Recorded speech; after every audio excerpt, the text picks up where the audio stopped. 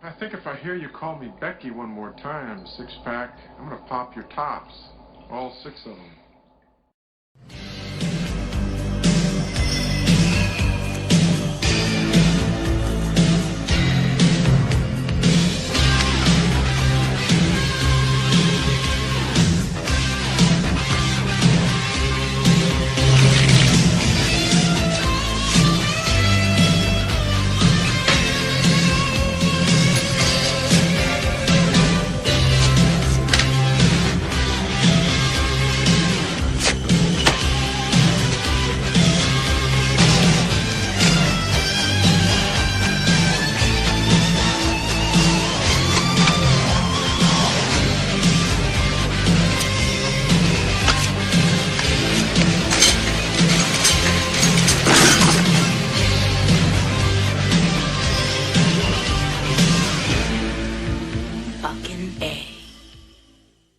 Hey, this is Matt once again. Welcome back to another video. Yet again, another review for Guillermo, who sent in a very generous donation to my PayPal. Really appreciate that.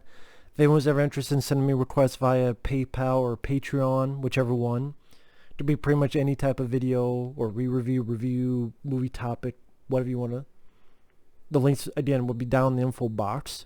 And one of the films he wanted me to review is The Possession of Michael Keane, which, I've heard of this film before because I've heard that title, and I always laugh because one of my dearest friends that's here on YouTube is called Michael Keane.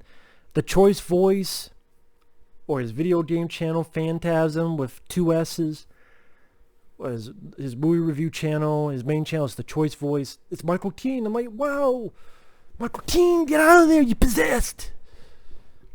He went into his job a shithole, and he got possessed, and half the time he's saying fucking shit.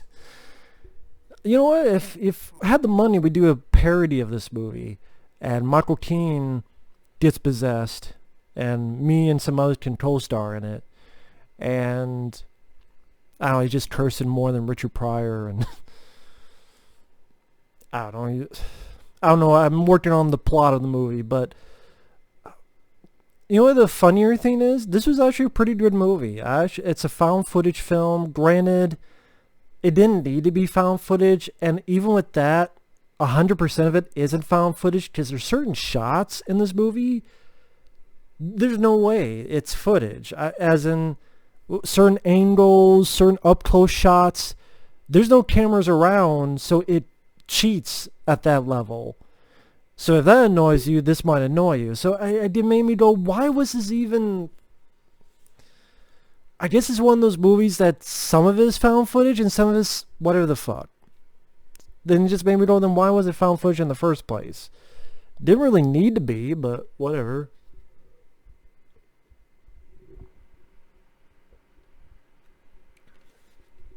But I really enjoyed the movie. I thought the lead actor, especially the lead actor, did a really fantastic job with this film. And I should have had this up. I want to look up the lead actor's name, because he plays a guy who, what has happened, he has a daughter. His wife, Sally, has passed away because of an accident. Shane Johnson. Shane Johnson is definitely the MVP of this movie. I thought he did a really, really good job in this movie.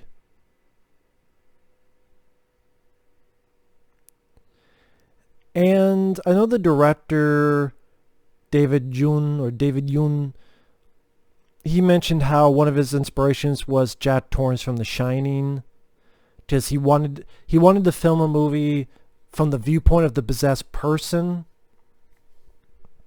I thought that was kind of interesting, because you really get through what's going on in his head, what's going on with his feelings, and the actor, the lead actor, was it Shane, really the whole range of emotions of anger and then fear, and he starts off as an atheist. He definitely becomes a believer by the end.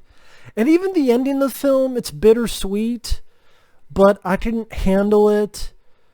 It's a little bit too reminiscent of The Exorcist. I mean, with me, I would have changed some stuff, but I could handle it, and I'll get into that when I get into spoilers. But yeah, an atheist, his wife dies from an accident, and he has his daughter, and also his sister is with him, and pretty much he wants to make this documentary, however you want to put it, that he wants to disprove heaven, hell, which you would never be able to do that no matter what you did, because there'll still be people saying this bullshit, and there'll still be people saying you faked it. So I'm like, this is a fruitless venture, but whatever. But at least it's from, I thought it did nice enough build up again to the mind of this guy as to why he's doing it. How one of the first scenes in the movie, he's pissed off at this psychic lady going, if she had not listened to you and we had gone on our trip, she would have been alive. And just being pissed at her because she had told the wife one thing, so that led him to be here. And it's like, if you didn't do that, see, and that's getting this mindset of this whole thing's bullshit. So he's going to try any spell, any black magic, whatever, to prove once and for all that none of it is real. And I'm going to record myself doing it. And again, people say, well, that's a bit out of it. That's a bit of a tough pill to swallow, really. But I thought they did a good enough build up to showcase that this guy's an atheist. He has his wife has died. His anger felt natural and in a way understandable with grief. He's not mean to his daughter or anything. He's even when he's with the psychics, he's not too much of an asshole. It's not like he's beating the shit out of her. He doesn't push too far. He just says enough. And then a chapter of the film is him doing this stuff like these demon summoning kits and things of that nature.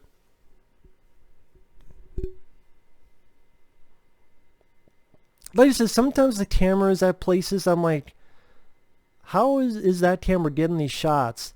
That's why part of me wonders if this needed to be found footage. But as it goes on,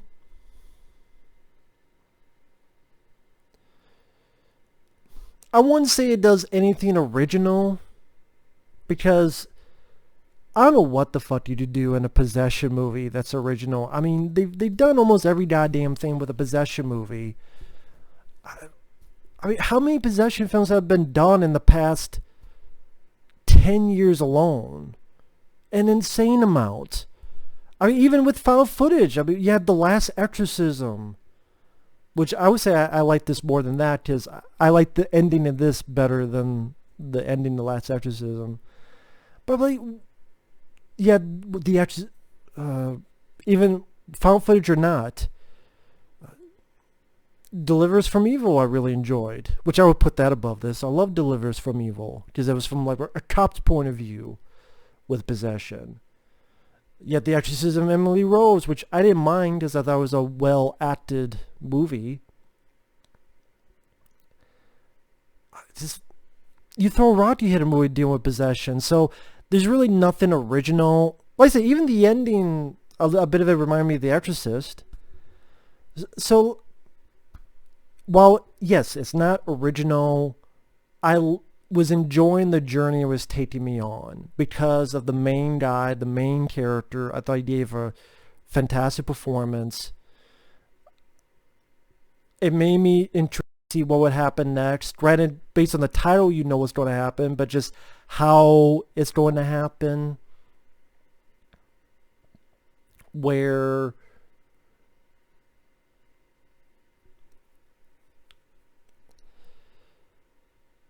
he's trying to have some doubts about this. He keeps saying how he keeps hearing this buzzing sound or this ringing sound.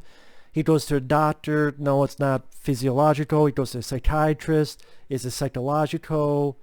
And more strange things start happening. There's a point where the TV turns on and his face is on it, which reminds me of something from Alan Wake, where he sees himself on the TV.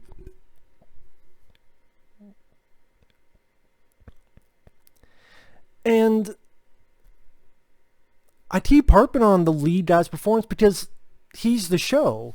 He's the guy getting possessed. If he doesn't work, the movie doesn't work. But I thought he worked so effectively well that I really felt sympathy for the character, and how there'd be times where his back and the cracking sound, and there's certain tense scenes. There's a moment, for example, where you tell he's not there, and he's with his daughter, and he like flips her hair, and he's talking this very serious, not quite monotone voice. And scenes like that, it's a little bit suspenseful. And it's ratcheting up. He's trying to do his best to fight it off. He's trying to do his best to get people to help him. He's trying to do his best. These ants keep appearing on him, and he even says, no matter if I kill one, more appear, but if I let the one crawl, it'll stay just one ant. There's a point where he handcuffs himself to the bed, and that's not working. There's a point where he tries to kill himself, and the entity won't let him do it. So I thought it was an interesting take where I mentioned The Exorcist not because there's an exorcist, not because there's an exorcism, but because it's something else. So it was interesting to see a movie about a guy who's having to try to deal with this possession pretty much by himself. There's really no priest to douse him with holy water or anything of that nature. It's him having a big fight with himself, with this thing that's infected his body, his soul. Just something about that was intriguing to me. Something about that was interesting to me. And again, this guy gave a range of emotions from, apologizing, like he wishes he had never done this. Pretty much showcases that he's a believer now. And I don't want to give a tremendous amount away. It's for free on Tubi TV. It's for free for Tubi TV. The ending of the film, spoiler alert, the reason it didn't bother me was because what happens, he's out of it, he's killed his buddy and his sister, he's ready to get his daughter, but then he sees this coin. And actually, I think he said, like, he's trying to stop himself, and then he's like stopping for a second, and he's like begging for someone, even his wife, someone help him. And then he turns and he sees a coin by itself, and it stops. And then he hears his wife's voice. And then he jumps out the window, which reminded me of The Exorcist, where the guy jumps out the window. And granted, this is where I'm like, this is not found footage, because there's a fucking camera outside when he jumps out the window. What, someone just happened to have a camera there? Oh, shit. I'm like, okay, yeah. This is not found footage anymore, so I don't know what the fuck. Why even have found footage in the first place? With that said, at least the daughter survived. Even as he's dying, he hears a voice of his wife saying, it's going to be okay, it's going to be okay. And considering the circumstances, that's why I said it's bittersweet. It's not, I don't think it's downbeat in the vein of a lot of found footage movies. It is fairly bittersweet. And then it shows footage as to what the whole deal with the coin is. That's because it's a coin that made his wife die. Because it shows footage of her, she gets a coin, and then she turns and the car hit her, and that's what led to her death. And so that coin that led to her death led to the rescue of their daughter. So I liked that as well. I mean, it could have been another Paranormal Activity movie where, was it 2, where the girl from the first one took the baby and disappeared after killing everybody. It could have been like that. It didn't. So in a way, good did triumph over evil, because the evil was really wanting to kill the little girl, who, the little girl did a good job, but did not succeed on that front. So, might be a small victory, but still a victory nonetheless. And I'm a sucker for that kind of stuff. So, again, did not need to be found footage. Not an original movie, but considering some of the films I've seen lately, the lead guy's performance, certain shots, certain ideas like the ants that keep appearing on his body, certain things I don't want to reveal. And yeah, I really want to give one more credit, repeated credit to the lead actor. He really did a great job, and this is something I would like to own in my collection one day. But you can see it for free on Tubi TV. And if you don't like it, you don't like it, to each their own. But I rather enjoyed this movie. I would definitely put this... It's labeled found footage, so I will put it in my top 10 found footage. That's how much I enjoyed it. So either way, thanks for watching. Take care. We'll see you guys later. Bye-bye.